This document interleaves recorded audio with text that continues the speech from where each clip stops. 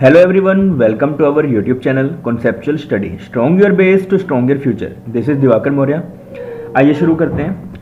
हमने स्टार्ट किया है अपना इनकम टैक्स की सीरीज. इनकम टैक्स में हम लोग ऑलरेडी लेक्चर्स कर चुके हैं. अगर उन्हें अभी तक आपने नहीं देखा है तो आप लोग डिस्क्रिप्शन बॉक्स में जाके लिंक पे क्लिक करके देख सकते हैं. प्लेलिस्ट बनी हुई है इनकम टैक्स की. उसके अलावा अगर अभी तक आपने चैनल को सब्सक्राइब नहीं किया तो प्लीज़ चैनल को सब्सक्राइब कर लीजिएगा और साथ ही साथ बेल आइकन भी जरूर दबाइएगा. हमारा एक चैनल है, एक ग्रुप है टेलीग्राम पर जिसमें हम लोग क्विज़ेस डालते हैं या इंपॉर्टेंट इन्फॉर्मेशंस भी उस पर आती रहती हैं, तो आप उसे भी ज्वाइन कर सकते हैं. चलिए स्टार्ट करते हैं आज next lecture of income tax. हाँ जी, लास्ट क्लास में हमने किया था इनकम टैक्स के बारे में. इनकम टैक्स मतलब लॉ कैसे बनता है हमने जनरली ये देखा, और साथ ही साथ हमने ये देखा था कि इनकम टैक्स लॉ क्या है, उसके अंडर क्या क्या चीजें आती है. तो हमने देखा था पांच कंपोनेंट्स हैं वो इनकम टैक्स लॉ के अंडर आती है. ठीक है, आज जो बात करने वाले हैं वो है इनकम टैक्स अभी है क्या. देखिए हमने देखा कि इनकम टैक्स ना दो तरीके से, देखो वर्ड देखो दो हैं ऐसे, इनकम एंड टैक्स, है ना. इनकम का मतलब क्या है, इनकम आपकी इनकम ना 5 तरीके से हो सकती है, 5 हेड से इनकम आपकी हो सकती है. वो भी डिस्कस करेंगे कौन कौन सी. उस इनकम पे ना आपकी गवर्नमेंट आपसे लेती है टैक्स. अब पहले ना ये जानिए कि टैक्स एक्चुअल में शुरुआत कैसे हुआ. टैक्स का बड़ा मतलब अलग सिस्टम था कि पहले ना लोगों में टैक्स लगता नहीं था. अगर आपने लगान मूवी वगैरह देखे तब देखो टैक्स लगना शुरू हुआ, एक अच्छा आया है ना, एक अलग से एक नया कंसेप्ट निकल कर आया. बात करते हैं 1857 की. ठीक है, 1857 में ना एक मिलिट्री म्यूटिनी हुआ था. Military mutiny.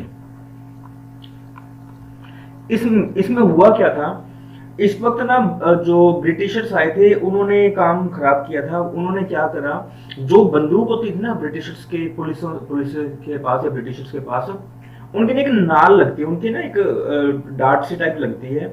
वो जो लगती थी ना, जो उनके गन के ऊपर डार्ट लगती थी, वो लगती थी बीफ से, जो गाय का मांस होता है उससे. और बार बार मना करने के बावजूद भी ब्रिटिशर्स जो थे वो मान नहीं रहे थे. तो जो मंगल पांडे थे, मंगल पांडे, इन्होंने क्या किया था, इन्होंने एक मतलब बहुत ज्यादा ना मतलब इनको परेशान किया, एक तरीके से जंग छेड़ दी थी. और जब जंग छेड़ी तो उस टाइम पे ब्रिटिशर्स का अंधा नुकसान हुआ था, इतना भयंकर नुकसान हुआ था कि उसका मतलब भरपाई करना भी बहुत मुश्किल हो रहा था. तो वहां पे ब्रिटिशर्स ने एक चीज कही कि देखो हमारा नुकसान इन्होंने किया है, इनकी वजह से हुआ है, तो अब क्या करें, हम इन्हीं से वसूलेंगे. तो जब वहां से वसूलने की बात शुरू हुई, उस वसूलते वसूलते को जब ऐसे सिस्टम शुरू हुआ, उस सिस्टम के अकॉर्डिंग हमने एक चीज देखने को मिली कि कॉन्टिन्यूटी, हमसे अगर कोई हमारी जो इनकम है, हमारा जो पैसा है, हम पे कुछ टैक्स लिया जा रहा है.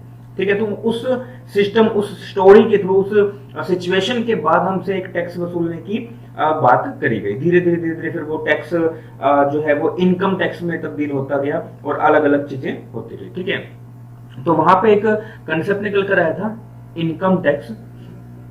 इनकम टैक्स वहां पे जनरेट हुआ, और इनकम टैक्स जो इंट्रोड्यूस किया गया था सर जेम्स विल्सन के द्वारा. सर जेम्स विल्सन 1860 में. ठीक है, 1860 में किया गया था. और उसके बाद धीरे धीरे इंडिया में जो है वो चीजें चलती रही. फिर अमेंडमेंट्स बहुत सारे हुए, और अमेंडमेंट करके जनरल जो मेनली अमेंडमेंट हुआ वो हुआ 1 अप्रैल 1962 को. और 1962 को ये एक एक्ट बना दिया गया जिसका नाम था इनकम टैक्स एक्ट 1961. क्योंकि टैक्स हमेशा जो है वो एक्ट हमेशा पहले बनता है और उसको फोर्स जो है वो बाद में किया जाता है. तो पहले एक्ट बना गया था और उसको 1962 में उसे क्या कर दिया था, इम्प्लीमेंट करवा दिया गया था. ये थी एक इनकम टैक्स की स्टोरी की इनकम टैक्स लगाने की शुरुआत कैसे हुई. ठीक है जी, अब इनकम क्या क्या होती है, इनकम कौन कौन सी होती हैं, उन पे हम चर्चा करते हैं. इस स्टोरी में इस जो हमने भी किया, इसमें कोई प्रॉब्लम है तो बताइए.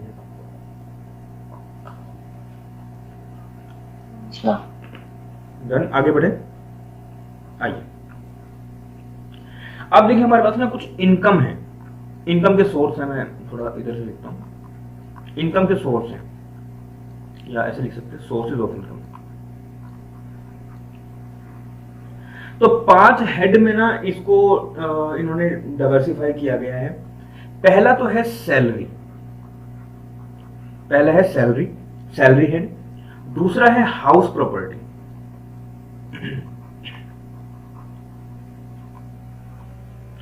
तीसरा है पीजीबीपी, पीजीबीपी। अब पीजीबीपी का मतलब क्या होता है? तो पीजीबीपी का मतलब कहते हैं हम लोग जो प्रॉफिट एंड गेन हुआ है आपको, जो प्रॉफिट एंड गेन हुआ है आपको कहां से? बिजनेस से या फिर प्रोफेशन से। तो profit and gain from business and profession, ये है आपका थर्ड। फिर उसका चौथा आता है आपका कैपिटल गेन, कैपिटल गेन। और जो लास्ट है, जो और कहीं से इनकम, मतलब बाकी चारों हेड से अगर कोई इनकम नहीं आ रही है तो उन सभी इनकम्स को माना जाता है अदर सोर्सेज में। आई होप ये सभी ने पढ़ा होगा इनकम टैक्स, याद ना हो वो बात अलग है, लेकिन पढ़ा जरूर होगा ये सभी, ऐसा ही है। आइए अब इनके कुछ ना सेक्शंस के बारे में डिस्कशन करते हैं। बहुत सिंपल है, जैसा हम शुरुआत से करते आ रहे हैं, हर सब्जेक्ट में कुछ एक रिलेट करते हुए आ रहे हैं। जैसे हमने स्टैटिस्टिक्स में किया कि पहले मीन पढ़ा, मीडियन पढ़ा, देन मोड पढ़ा, है ना। तो वैसे एक सीक्वेंस में करके चलेंगे। तो हमेशा याद रखना, सैलरी है, देन हाउस प्रॉपर्टी है, देन बिजनेस है, देन कैपिटल गेन है, और देन अदर सोर्सेज है। अब इनके कुछ सेक्शन याद करने हैं, ठीक है ना। तो सेक्शन में अलग अलग चीजें करी गई हैं, कुछ कुछ सेक्शन किसी किसी चीज के लिए बनाए गए हैं। तो सेक्शन 15 से 17, देखो नाम पे जाना, 15 से 17, ठीक है। उसके बाद क्या है, 22 से 27, सेक्शन 22 से 27 हाउस प्रॉपर्टी के, देन 28 से 44 पीजीबीपी के, 45 से 55 कैपिटल गेन के, और उसके बाद 56 से 59 है अदर सोर्सेज के। Is it clear to everyone? हाँ जी, यस सर। ठीक है जी। आप सुनो, इसको याद करने का तरीका बड़ा सिंपल है, थोड़ा सा ऐसे मजाकिया तौर पे कह लो या कैसे भी तुकबंदी बना के देखो। सैलरी, शुरुआत में जो सैलरी होगी 15-17 रारा, 15-17, 22-23, 22-23, 22-27, 22-27, 15-17, 22-27, 28 और 44। अब ना याद रखना, पीजीबीपी है ना, वो सबसे बड़ा एक्ट है, सबसे बड़ा हेड है, ठीक है। तो 28 से लेके 44 तक, 44 तक पीजीबीपी है, और उसके बाद 10 का है 45 से 55 तक का, 10 सेक्शंस का एक जो हेड है वो कौन सा है? कैपिटल गेन है। और 56 से 59 तक कौन सा है? Other sources. वैसे ये 4 बार पढ़ोगे तो वैसे याद हो जाने चाहिए, ये सिंपल सी चीज याद रखना। हाँ जी, तो मैं ये कह रहा हूँ कि आप 4 बार पढ़ोगे तो इजीली याद हो जाएगा, वैसे कुछ भी नहीं है। सैलरी है 15-17, हाउस प्रॉपर्टी 22-27, देन 28 से 44 से 45 से 55, 10 का है कैपिटल गेन, और 56 से 59 कौन सा है आपका? अदर सोर्सेज का है। ये आपके सोर्सेज ऑफ इनकम, और इन्हीं के बेस पे हम लोग टैक्स की लायबिलिटी को कंप्यूट करते हैं। क्लियर है? आइए आगे बढ़ते हैं। आगे बढ़ते हुए पहले ये देखते हैं, देखिए मैं आपको ना चीज दिखाता हूँ। 2 तरह की चीजें होती हैं, 2 तरह के ना ईयर्स होते हैं। इसे कहते हैं हम लोग प्रीवियस ईयर, प्रीवियस ईयर, और इसे कहते हैं असेसमेंट, असेसमेंट ईयर।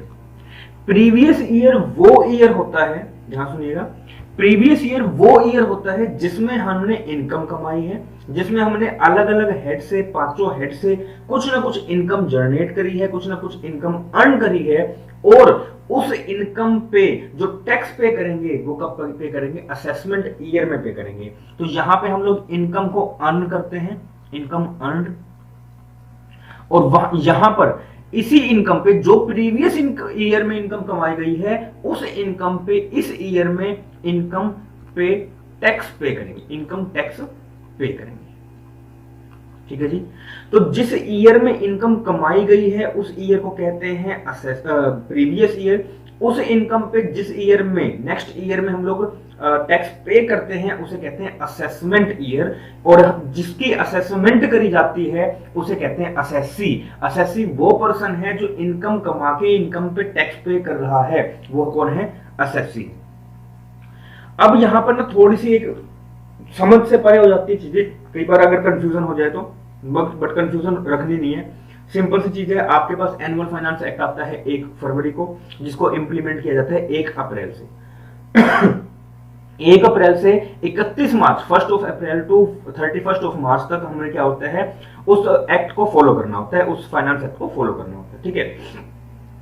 तो लाइक अभी मान लीजिए 2020 में मान लो कोई एक्ट आया था, ठीक है, एक मान लो उसे 1 फरवरी 2020 को उसे जो है वो लोकसभा में पास किया गया, राज्यसभा में पास किया गया, प्रेसिडेंट गेजेट लगी, एंड देन उसके बाद उसको इंप्लीमेंट करवा दिया गया 1 ऑफ अप्रैल से।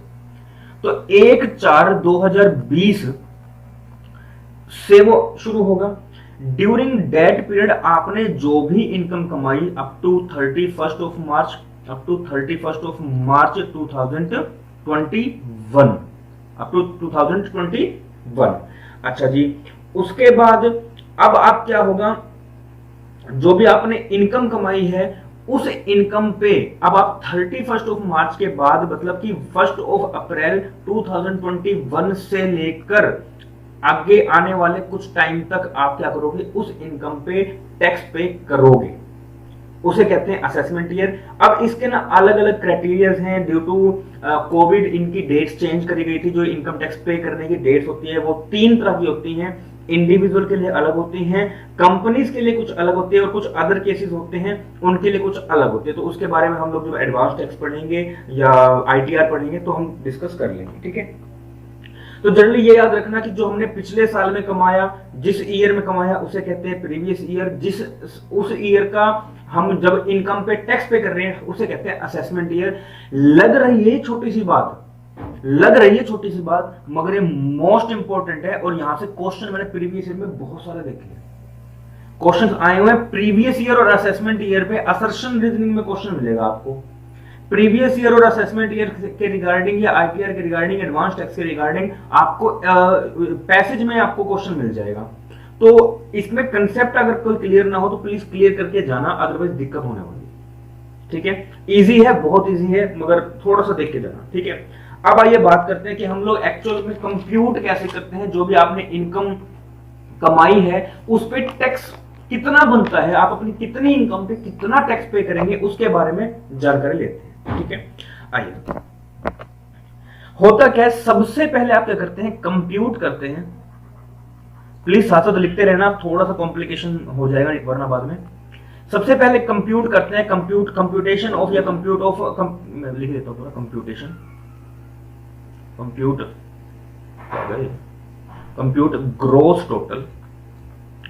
ग्रोस टोटल इनकम, ठीक है जी। इसके बाद क्या करते हैं, हमारे पास ना कुछ डिडक्शंस होती हैं, तो हम क्या करते हैं, कुछ क्लेम करते हैं अपने डिडक्शंस को, ठीक है। ये होती हैं under section 80C to 80U। Most important, यहां से क्वेश्चन 100% आता है, 100% आएगा, मैच द फॉलोइंग में आएगा। अच्छा जी, उसके बाद क्या होता है, हम लोग इनकम कंप्यूट कर ली, इनकम कंप्यूट करने के बाद डिडक्शंस कुछ क्लेम कर ली हैं। अब डिडक्शन एग्जाम्पशन क्या होती है हम लोग बाद में चर्चा करेंगे, मगर अभी साथ चलते रहिए। फिर हम करते हैं कंप्यूट ग्रोस टैक्स लायबिलिटी, कि हमारी इस इनकम पर, इस वाली इनकम पर हमारे ऊपर टैक्स कितना बन रहा है वो हम लोग देखते हैं। अब इसके बाद ना कुछ आप लाइक अपना कहीं पे एम्प्लॉई हैं, आपके एम्प्लॉय होते वक्त आपको कुछ सैलरी मिल रही है, और आपकी सैलरी इतनी है कि आपको टीडीएस भी पे करना होगा, तो आपका ना मतलब ऑलरेडी टीडीएस जो है वो काट लिया जाता है। कुछ परसेंट ऑफ जो एम्प्लॉय होता है वो कुछ परसेंट आपका टीडीएस ऑलरेडी काट के आपके बिहाफ पे गवर्नमेंट को पे कर देते हैं, ठीक है। या फिर आप अगर कल को पे करते हैं, या आप कुछ एडवांस टैक्स पेमेंट कर देते हैं कि भाई अगले साल में कुछ काम है, आप एक काम करो गवर्नमेंट जी, आप हमसे इसी साल पे पेमेंट कर लीजिए टैक्स की। तो हमने कुछ भी एडवांस पेमेंट कर दी है, कोई क्लेम कर दिया है टीडीएस का, वो सारा क्या कर देते हैं, माइनस कर देते हैं। तो आपने कोई भी टीडीएस किया था तो उसका आप क्लेम कर सकते हैं। आपने कोई एडवांस टैक्स पेमेंट कर दी थी, उसका आप क्लेम कर सकते हैं। ये सारा का सारा आप माइनस कर देंगे। माइनस करके जो भी अमाउंट आएगी वो आएगी आपकी एक्चुअल, या ये कह सकते हैं कंप्यूट हो जाएगी आपकी क्या, नेट टैक्स लायबिलिटी। इतना अमाउंट, ये यहां पर जो भी अमाउंट आएगा, इतना अमाउंट आपको टैक्स जो है वो पे करना होगा, इतने के लिए आप क्या होंगे, लायबल होंगे। ठीक है जी, ये कंप्यूटेशन है। कंप्यूटेशन ध्यान रखना, ये प्रोसेस में पूछा जा सकता है, ये मैच द फॉलोइंग में पूछा जा सकता है, ये असर्शन रीजनिंग में पूछा जा सकता है, कैसे ही पूछ ले, लेकिन जनरली वैसे इसका आएगा तो प्रोसेस का आ सकता है कि किस किस तरीके से प्रोसेस है। अभी इनके अंदर भी कुछ कुछ चीजें हैं, वो भी अभी डिस्कस करूंगा। क्या ये नोट डाउन हो चुका है? बढ़िया, आगे। हाँ जी, शिवानी, इशिका, प्रतिभा, क्या इसमें कोई प्रॉब्लम है तो बताइएगा, इतने में जितना भी तक किया। No sir. ठीक है जी, आइए आगे बढ़ते हैं। अब क्वेश्चन ये आता है कि how to compute the tax liability, how to compute tax liability. हालांकि ये सब कुछ लिखा हुआ है, मैं साथ साथ लिखना चाह रहा हूं ताकि आपकी खुद के नोट्स बन जाए, अदरवाइज पीछे इसी स्लाइड में बने हुए हैं नोट्स, बट मैं साथ साथ लिखना चाह रहा हूं ताकि साथ साथ बना लो, साथ साथ समझ लो, साथ साथ सीख लो। आओ देखिए, सबसे पहले ना क्या करते हैं, सबसे पहले देखते हैं कि आप ना किस कैटेगरी के पर्सन हैं। सबसे पहले क्या होता है, आपको डिटरमाइन किया जाएगा, डिटरमाइन कैटेगरी ऑफ पर्सन,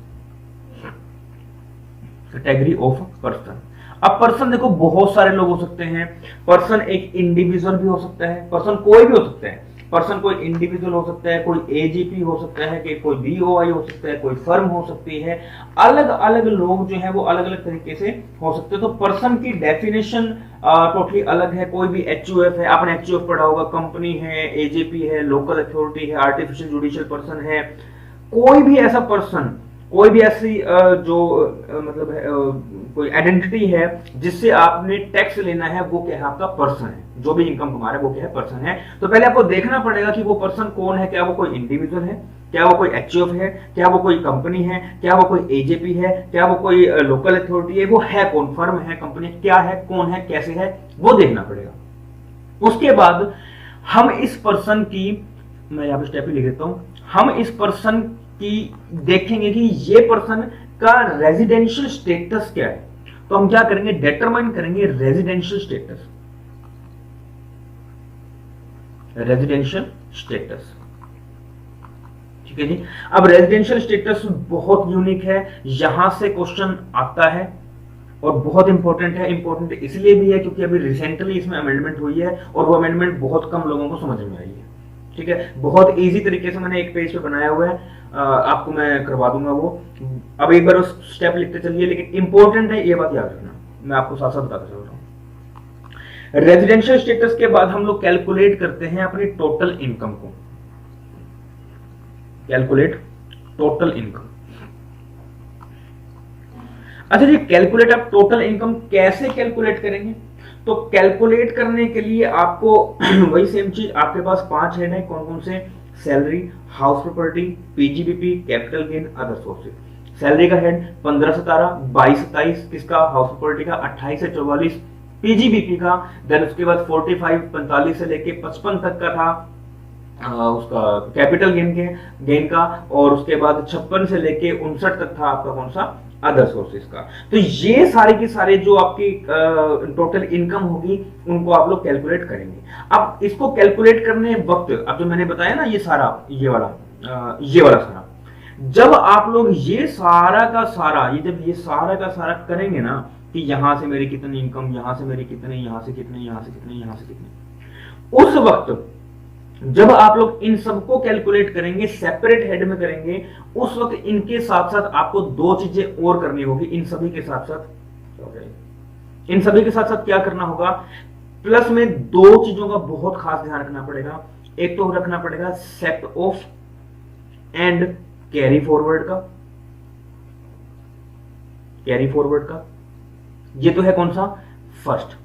और उसके अलावा एक और ध्यान रखना पड़ेगा, दूसरा चीज वो है क्लबिंग, क्लबिंग ऑफ इनकम। ऊपर से बता देता हूं, एक बार हल्का सा हिंट देता हूं होता क्या है। Set of and carry forward में क्या होता है कि आपका कोई टैक्स बना है, आप उस टैक्स मतलब आपकी उस ईयर में, लाइक आपका ना 2022-23 में कोई भी इनकम नहीं हो पाई है, कोई भी इनकम नहीं हो पाई है, आपका आया लॉस, तो आप, लेकिन आप पे टैक्स तो बनता था, आप पे कुछ ना कुछ अमाउंट था, तो आपने क्या कहा, आपने ये बोला कि मैं ना इस चीज से सेट ऑफ करना चाहता हूं कि मेरा ना कुछ प्रॉफिट पहले वाला था, मैं उस चीज से सेट ऑफ करना चाहता हूं। या ये कह लो कि आपका कैपिटल गेन से जो है वो लॉस बन रहा था और आपका पीजीबीपी से प्रॉफिट हो रहा था, तो आपने कहा कि देखो मेरा कैपिटल गेन से लॉस हो रहा है, मैं पीजीबीपी से मैं इसको सेट ऑफ कर देता हूं। हालांकि कैपिटल गेन को पीजीबीपी से सेट ऑफ नहीं कर सकते, जस्ट एग्जांपल दे रहा हूं आपको, हम पढ़ेंगे वो सेट ऑफ किससे किससे कैसे कैसे कर सकते हैं। आपने कहा कि मेरा यहां से प्रॉफिट है, यहां से लॉस है, मैं इसको सेट ऑफ कर देता हूं यहां से, तो मेरा इक्वल हो जाएगा।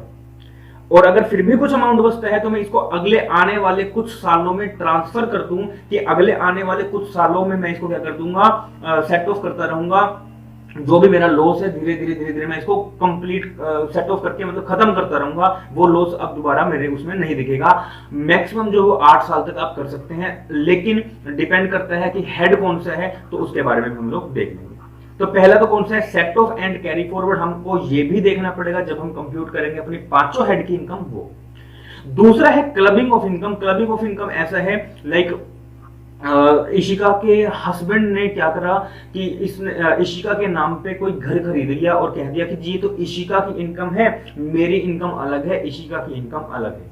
वहां फिर कंपनी जो इनकम टैक्स एक्ट है, इनकम टैक्स के अकॉर्डिंग जो असेसिंग ऑफिसर है वो ये कहेगा कि नहीं, ये इशिका के हस्बैंड के लिए, ये इशिका के हस्बैंड की ही इनकम है, ये इशिका की इनकम नहीं है, क्योंकि इशिका तो घर में बैठ के सिर्फ रोटियां बना रही है, उसकी इनकम कहां से हुई, ये तो धोखेबाजी है। हम आपकी इनकम, हम ये इनकम इशिका की ना मान के इशिका के हस्बैंड की ही मानेंगे, डीम्ड टू बी इनकम हो जाएगी, और हम इस इनकम को इस इनकम में मर्ज कर रहे हैं, क्लब कर रहे हैं।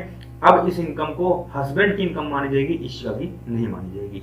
ऐसा क्यों करते हैं, क्योंकि देखिए मान लीजिए कुछ इनकी इस हस्बैंड की इनकम है मान लो 50,000, ठीक है। अब वो ये ना शो करना चाहते हैं कि 50,000 के अकॉर्डिंग टैक्स अच्छा खासा बन जाएगा, तो वो क्या करते हैं, हर महीने ना अपनी इनकम का 10,000 रुपए निकाल के इशिका के अकाउंट में डाल देता है। यहां से कुछ अमाउंट कम हुआ, यहां से जीरो टैक्स बनता गया, तो काफी सारा प्रॉफिट हो गया। तो इसलिए ना इस तरह की घपलेबाजी ना करी जाए, वैसे हम प्रैक्टिकल करेंगे, घपलेबाजी ना करी जाए। इस वजह से इस चीज को बचाने के लिए हम लोग पढ़ते हैं, साथ साथ ही क्लबिंग ऑफ इनकम भी, और क्लबिंग ऑफ इनकम को भी हमें इंक्लूड करना पड़ता है।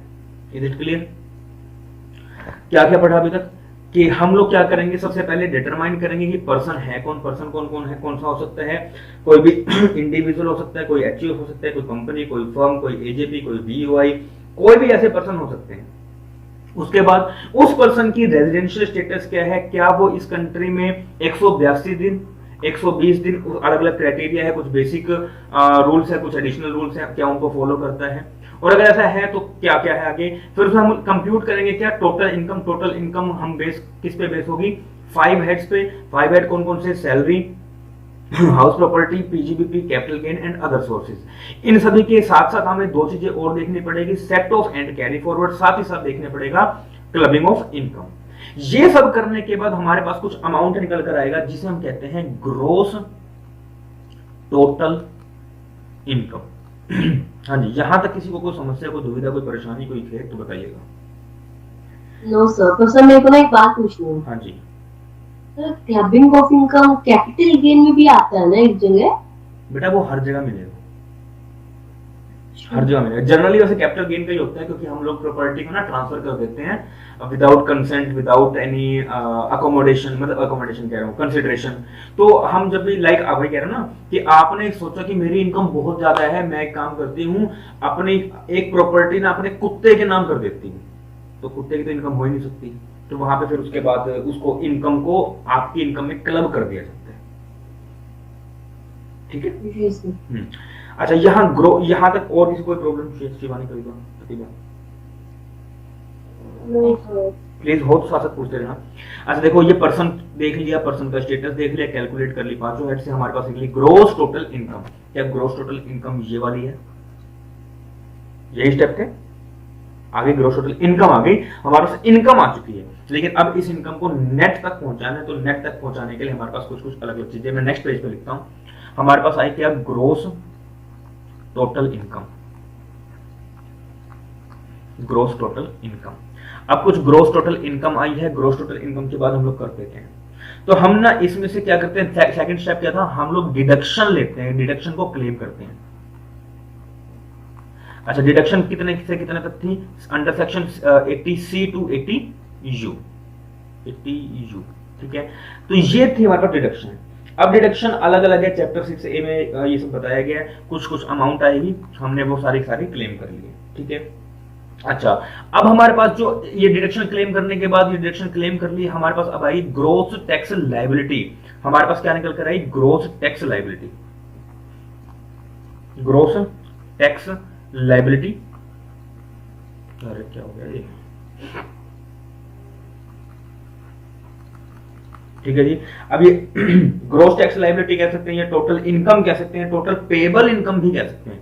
कई जगह ना ऐसे आपको बुक्स वगैरह में या पेपर में भी ये देखने को मिलेगा कि इसे कहा गया है total tax liability, total tax payable liability, या टोटल टैक्स पेबल लायबिलिटी, ठीक है, इस तरह करके टोटल टैक्स पेबल इनकम या लायबिलिटी, ठीक है। इतना है, इतना आपको पे करना है, कुछ अमाउंट आपके पास आ गई है, ठीक है। अब ना दो तरीके की इनकम होती है, अब ध्यान सुनिएगा। ये जो यहां तक कोई दिक्कत तो नहीं है, यहां तो कोई दिक्कत तो नहीं है,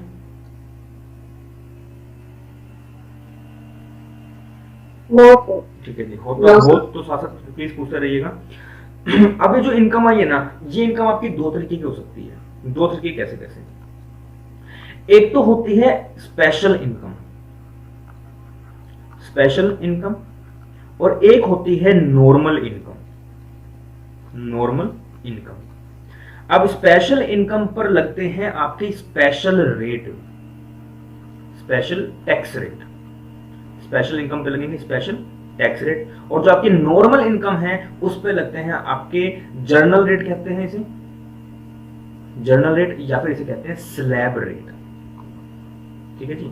दो तरह के रेट्स होते हैं, या तो कहते हैं स्पेशल रेट, स्पेशल इनकम पे लगेंगे स्पेशल रेट, और नॉर्मल इनकम पे लगेंगे कौन से? आपके स्लैब रेट। और स्लैब रेट हम जनरली यहाँ पे पढ़ेंगे, स्लैब रेट से अपने क्वेश्चन भी देखने को मिल सकते हैं, ठीक है। आइए आगे बढ़ते हैं। अब बात करते हैं कुछ स्पेशल रेट्स की। तो स्पेशल रेट्स वैसे तो हम लोग अलग अलग चैप्टर्स में पढ़ते रहेंगे, बट थोड़ा थोड़ा यहाँ पे कर लेते हैं। कुछ स्पेशल रेट्स हैं। अच्छा, एक चीज का खास ध्यान रखिएगा, हफ्ते में सिर्फ 2 दिन क्लास है। ये इसके पीछे का रीजन मैंने बता दिया था, मगर इसके पीछे का एडवांटेज भी देख लो। जो करवाया जा रहा है साथ साथ उसको निचोड़ देना, उसको अच्छे से घोट के पी जाना, उसमें से कोई कंसेप्ट रहना नहीं चाहिए फिर, क्योंकि अब रेट्स इतने सारे हैं। अभी तो जो शुरुआत है, दिमाग हो जाएगा खाली, दिमाग पूरा गुंदला जाएगा, घूम जाएगा तुम्हारा दिमाग। हमने सिर्फ दो हेड्स करने की दे दी है, 2 हेड करे नहीं कि तुम्हारा दिमाग घुमाया नहीं। तो इसको साथ साथ करते हुए चलना, वरना फिर दिक्कत होने वाली है। हाँ जी, स्पेशल रेट होगी, और स्पेशल रेट किस पे लगते हैं? स्पेशल इनकम पे लगते हैं, ठीक है जी। तो मैं पहले लिखता हूं कि टैक्स ऑन इनकम लायबिलिटी,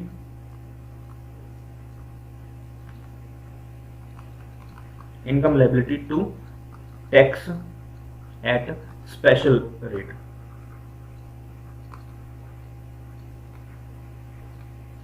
ठीक है जी। कौन कौन सी? पहला है कैजुअल, कैजुअल इनकम। अब जो कैजुअल इनकम होगी, कैजुअल इनकम जैसे कि आपने ना, आप केबीसी में गए, ठीक है, केबीसी में जाके आप जीता है, कुछ करोड़ों रुपए जीत लिए आपने, कुछ लाखों रुपए जीत लिए, कोई सट्टा लगा दिया, आईपीएल चल रहा है सट्टा लगा दिया, इस तरह की कोई भी लॉटरी है, कोई भी गैम्बलिंग कर दी, कोई केबीसी वगैरह इधर से आपको कुछ मिला है, उस पे एक फ्लैट रेट लगते हैं।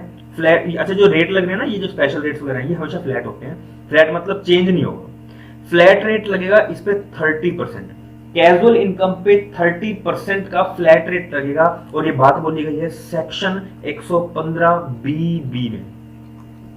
सेक्शन अच्छी बात है, अगर याद हो जाते हैं तो, नहीं होते तो कोई बात नहीं, ट्राई कर लेना याद करने की, ठीक है, क्योंकि कई बार आप पूछ जा रहे हैं सेक्शन। तो कैजुअल इनकम पे कितने परसेंट लगेगी फ्लैट रेट? 30% लगेगी। ठीक है जी। दूसरा फिर है STCG। STCG का मतलब होता है short term capital gain. Short term capital gain, इसकी बात करी गई है सेक्शन 111 ए में, 111A में बात करी गई है STCG की। STCG पे जो रेट लगेगा वो लगेगा आपका 15%। ठीक है जी, 15% लगेगा। STCG में अलग अलग चीजें हम लोग कैपिटल गेन करेंगे तब कर लेंगे। इक्विटी शेयर्स की बात करी गई है, यूनिट्स की जो ओरिएंटेड फंड्स की या बिजनेस ट्रस्ट के जो रेट्स हैं उनकी बात करी गई है। कंसेशनल रेट्स जनरली इसमें देखे जाते हैं। तो 15% किस पे लगेगा? आपका STCG पे लगेगा।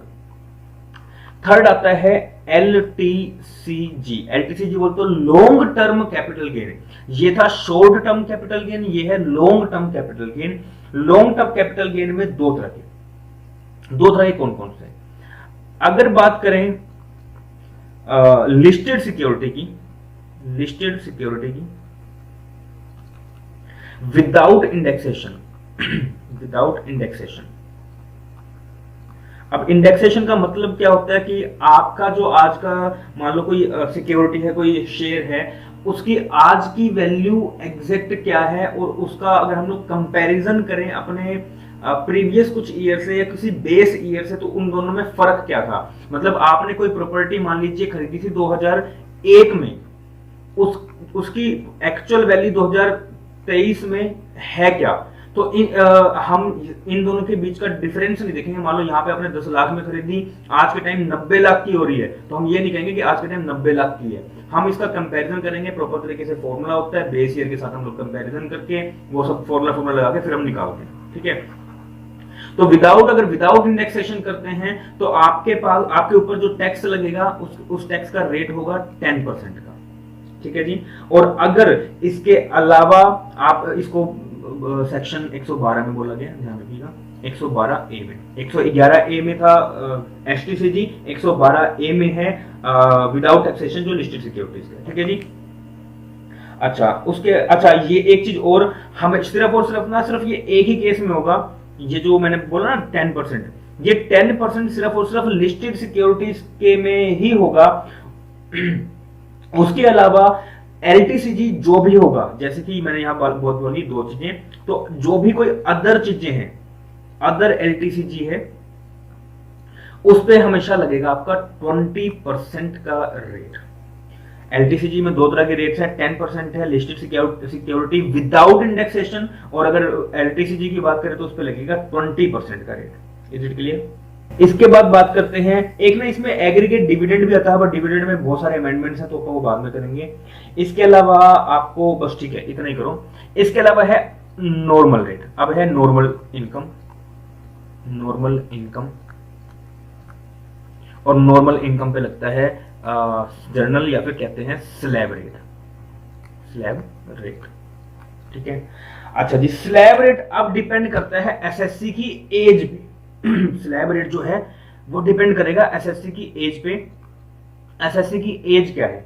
अगर SSC की एज बिलो है, कितने से बिलो, कोई इंडिविजुअल की बात कर रहा हूं मैं, किसी कंपनी, किसी फर्म, किसी AGP, किसी BOI, किसी और चीज की बात नहीं कर रहा। ये जो स्लैब रेट्स हैं वो मैं इंडिविजुअल की बात कर रहा हूं, इंडिविजुअल की, क्योंकि बाकियों पे रेट्स स्लैब रेट नहीं लगते, बाकियों पे अलग अलग रेट्स लगते हैं, तो हम देख लेंगे। ठीक है, तो अगर कोई भी पर्सन है वो बिलो 60 इयर्स है तो हम उसे कहेंगे नॉर्मल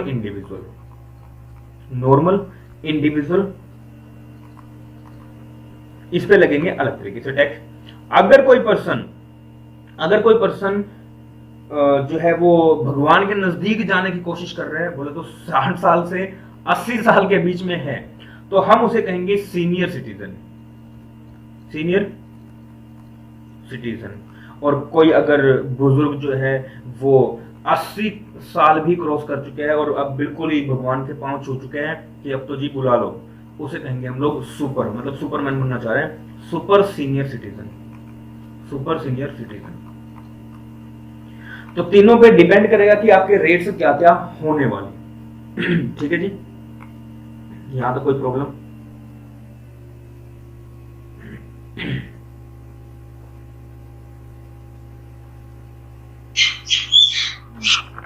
नहीं, आगे बढ़े। आओ, इसके ना कुछ रेट्स हैं, उन रेट्स में अमेंडमेंट है। अभी एक बार मुझे देखना है कि कौन सा पे फॉलो होगा। वैसे मैं बता देता हूँ आपको, जनरली 3 तरीके का है। प्रीवियस वाला मैं करवा रहा हूँ पहले, अगर चेंज हुआ तो मैं आपको अमेंडमेंट भी करवा दूंगा, ठीक है। आओ, मैं इसी पेज पे तीनों का कर देता हूँ ताकि कंफ्यूजन ना हो, ठीक है। अच्छा, ये ना मैन एंड वीमेन दोनों के लिए सिमिलर रहेगा रेट्स, कोई ऐसा नहीं कि मैन के लिए अलग और वीमेन के लिए अलग, ठीक है। अगर 60 साल तक का है, बिलो 60 ईयर्स है, तो उस पर क्या रेट लगेगा, ध्यान सुनिएगा। अगर आपकी इनकम 2.5 लाख है, 0 से 2.5 लाख तक की है, तो आप पे कोई भी टैक्स नहीं लगेगा, आप पे कोई भी टैक्स नहीं लगेगा, ठीक है।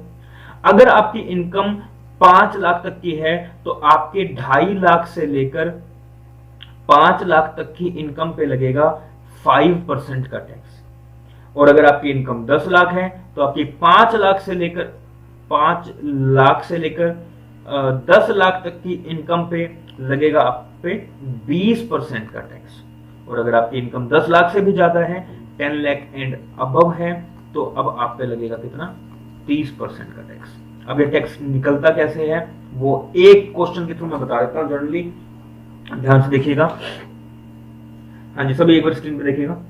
अगर मान लीजिए आपकी इनकम है 3 लाख रुपए, ठीक है, 3 लाख, तो हम करते क्या है, 0 से 2.5 लाख कितना टैक्स, नील। 0 से 2.5 कितना नील। एक्चुअली मैं गलत लिख रहा हूँ, 2.5 लिखना है, मैं बार बार ना गलत लिख रहा हूँ। 2.5 आएगा, नॉट 0.25, 2.5। हाँ जी, 2.5 लाख तक की इनकम पे कितना, नील।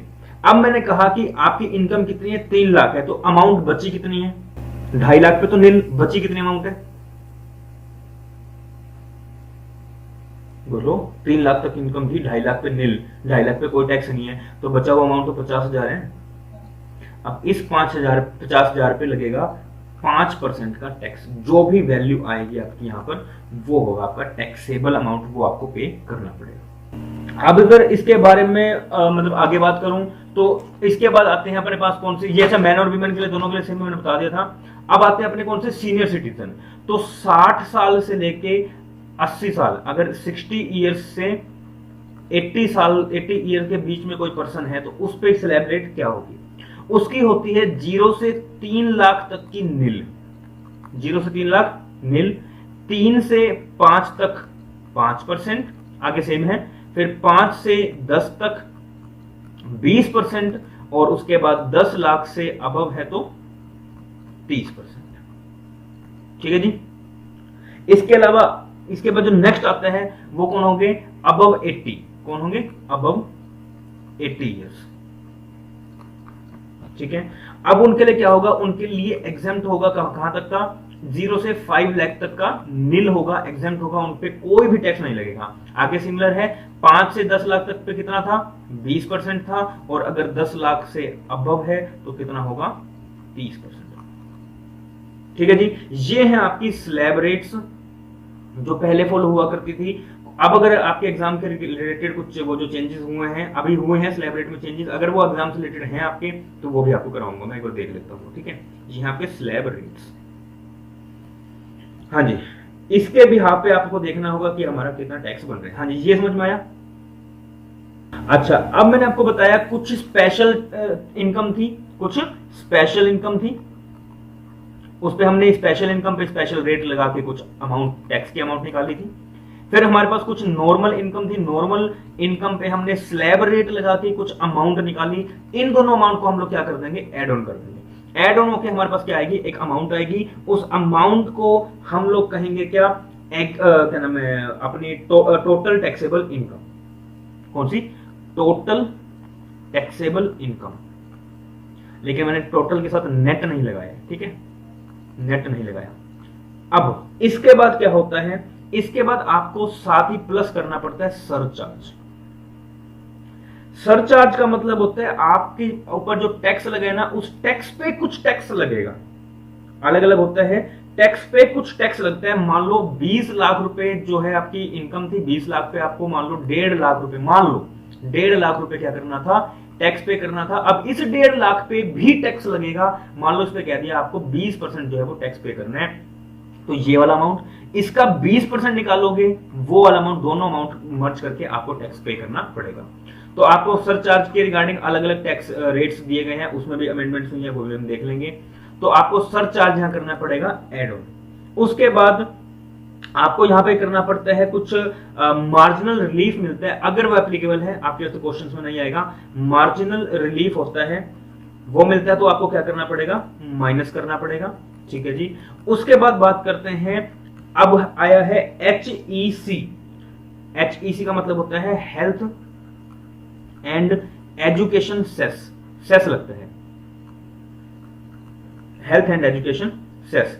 तो ये 4% आज के टाइम चल रही है, एट द रेट 4% है, थोड़ा ही होता है, वैसे थोड़ा नहीं, बहुत ज्यादा है। तो एजुकेशन वगैरह से रिलेटेड हम लोग कुछ ना कुछ पे करते हैं कि हाँ भाई जो गरीब लोग हैं, जो एजुकेशन सेक्टर में, हम उसमें कुछ पैसा योगदान करें, तो वो भी कुछ अमाउंट आपको यहाँ पे एड ऑन करना पड़ता है। एड ऑन करने के बाद आपके पास जो अमाउंट आएगी, जो आपके पास अमाउंट आएगी, उसे कहेंगे आप लोग क्या, ग्रोस टैक्स। अब इस ग्रोस टैक्स में से आप क्या करेंगे, इस ग्रोस टैक्स में से आप अपने टीडीएस जो थे, या फिर जो आपने एडवांस टैक्स पे किया था, उन दोनों को क्या कर देंगे, आप माइनस कर देंगे। और इस माइनस करने के बाद जो एग्जैक्ट अमाउंट आएगी, उसे आप क्या कहेंगे, नेट टैक्स पेबल।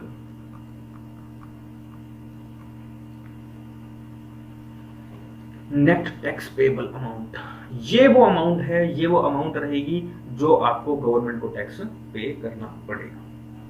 ठीक है जी। अच्छा, यहां पे मान लीजिए आपका कुछ आया 118.98, तो 118.98 ना करके आप इसे राउंड फिगर में करेंगे 120, तो आपको 120 रुपए जो क्या करना पड़ेगा, पे करना पड़ेगा। ऑलवेज ये 10 के मल्टीपल में, 10 के मल्टीपल में ही राउंड ऑफ किया जाएगा। ठीक है जी, यहां खत्म करेंगे।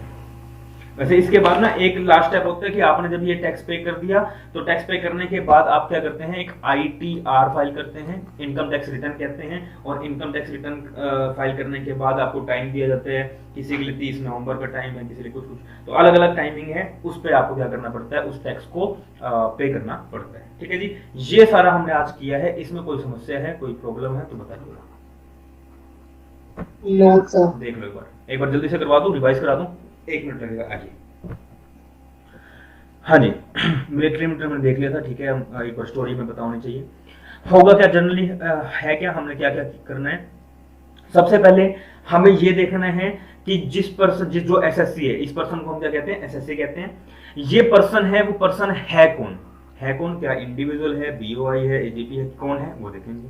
उस पर्सन का रेजिडेंशियल स्टेटस क्या है। रेजिडेंशियल स्टेटस 2 चीजों पे डिफाइन होगा, क्या उसने बेसिक कंडीशन फुलफिल करी है या उसने एडिशनल कंडीशन फुलफिल करी है, वो क्या एनआर है, एनओआर है, वो है क्या रेजिडेंट है, हमको वो देखना पड़ेगा। उसके बाद हम लोग क्या करेंगे, कैलकुलेट करेंगे अपनी total income. Total income calculate होगी अपनी 5 हेड की इनकम पे।